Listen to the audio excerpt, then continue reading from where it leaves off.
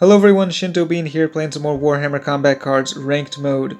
With just a little less than a day left in this season of Ranked, I am sitting at 10,300 trophies, a very nice number, and I was wanting to keep it like that. But before the season ends, I do want to get in one more game playing as Chaos, who are currently at about 2,400 trophies. I got up to this level and started losing games, but I've seen some people talking about Gloguthrox, how they don't like the new change to him.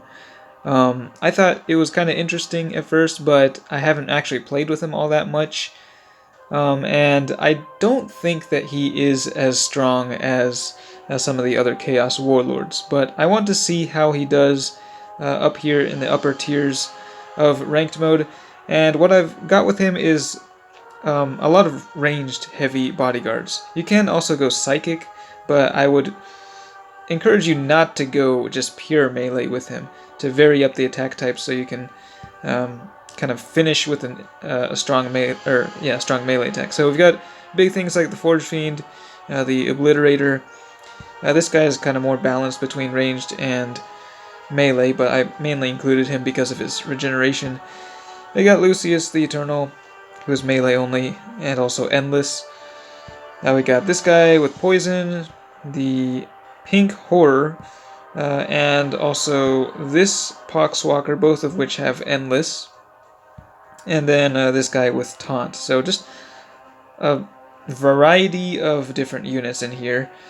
I've included the endless units just so we can try to see the special rule for Gloguthrox in action. But let's see, we are up against Captain Badrock, and this is probably one of the warlords that I think Gloguthrox will struggle the most against. Now we are facing a number of bodyguards in this deck, so I think we'll put down this guy first. And I want to try to weaken their strongest units with my weak fodder cards, but I think I'm just going to try to match their ranged attack for now, maybe. Put the Obliterator with Barrage in the center, and okay, the Snaz Wagon is there. So I am going to try to put this Poxwalker down and see what happens. They have the initiative, so they'll get the first ranged attack in. So the Snaz Wagon will be able to fire several times here. So first it destroys the Poxwalker. It comes back because of Endless. It will destroy it again, and then fire again at the Obliterator. So the Nurgle's Rot did not actually activate until after the Snazwagon finished all of its attacks. But it is now getting debuffed by 20%, so dealing a lot less damage than it was just a moment ago. I think we will counter with a ranged attack, actually. Put our Plague Marine down and try to poison that thing. Obliterator will take care of the mech gun, and its barrage, the splash damage, will take out the shield, so we'll deal a little bit of damage there. Snazwagon is still strong enough, though, to take out the Plague Marine next turn, so we will be taking quite a bit of damage here.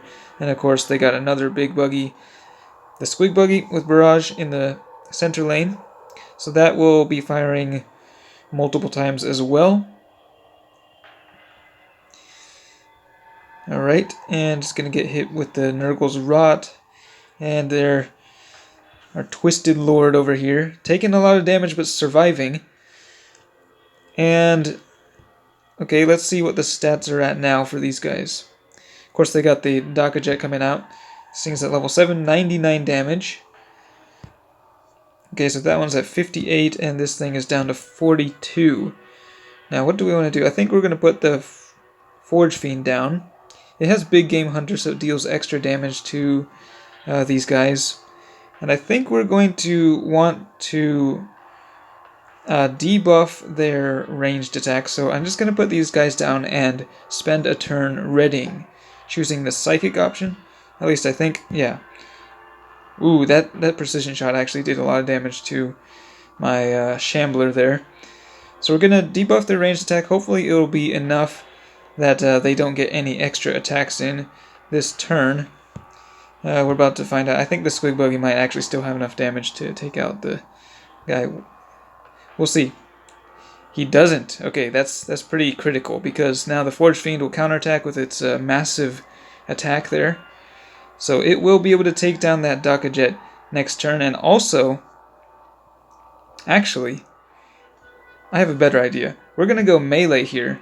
The Squig Buggy will take out the Shambler, which means it will not get its extra attack in.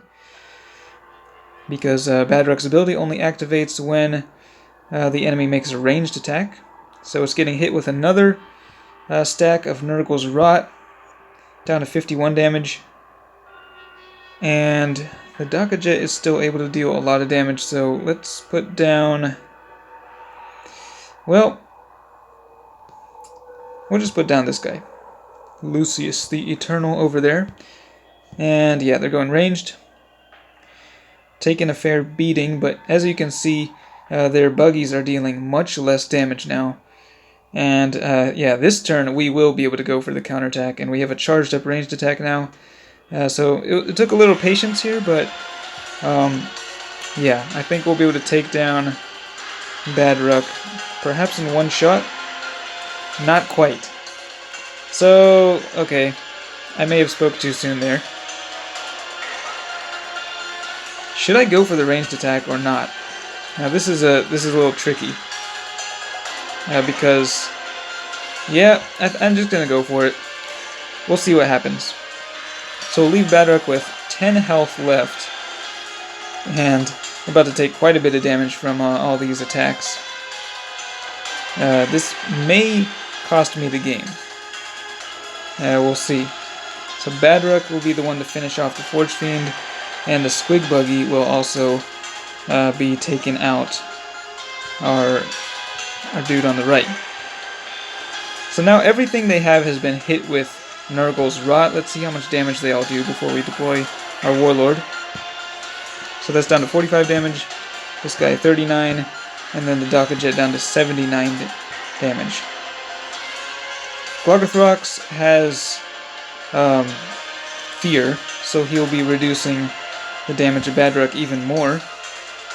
And he has enough health to tank this. Of course, I do have Gloguthrox at a very high level, so you know, a lot of players might not be able to survive a volley like this, even with all the debuffs. But here, we're able to take it, and then Gloguthrox can finally end with a melee attack.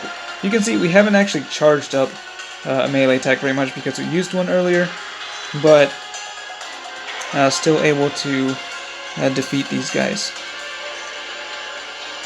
So that's kind of the way that I play with Gloguthrox. I think Badrock might be one of the trickier ones to beat just because of all the extra attacks that he can get.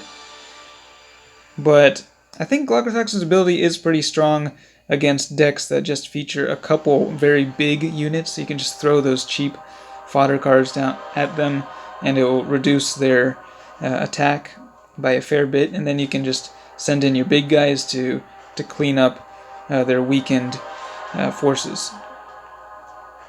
But yeah, like I said, I don't think Gloguthrox is really the best Warlord. He's not really even the funnest one to play as either.